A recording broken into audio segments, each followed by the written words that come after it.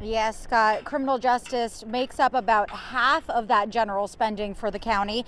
Now, those recommendations for reducing some of those costs range from cutting down to overtime to possibly closing an entire wing here at the Lackawanna County Prison. The prison, a top focus for Lackawanna County as it looks to cut costs. Consulting firm PFM says it's the biggest draw out of the county's budget. It accounts for 20% of full-time employees, most of the overtime expenses, a large portion of the budget. If you are going to save money, you don't necessarily have to start there, but you better get there pretty fast. Its biggest recommendation, a change to staffing to reduce overtime and possibly even closing a wing of the prison. Is that really possible here? I don't know, but what I do know is you have the second highest incarceration rate of your peer counties. On average, the county spent more than $34,000 on a single inmate back in 2023. That's compared to only $1,300 for those on probation.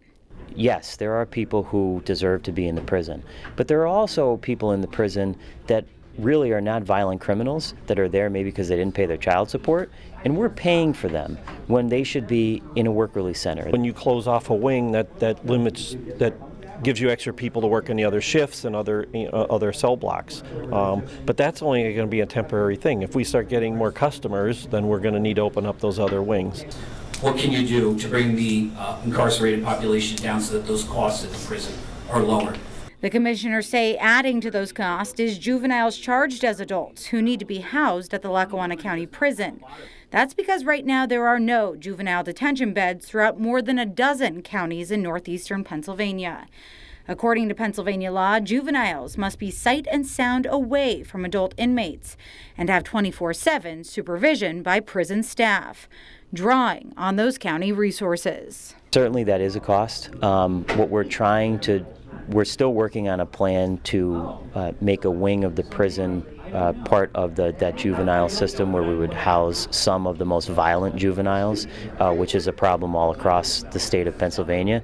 It's a move the county's been discussing for nearly a year after Action 16 Investigates cast this issue into the spotlight, but no official moves have been signed off.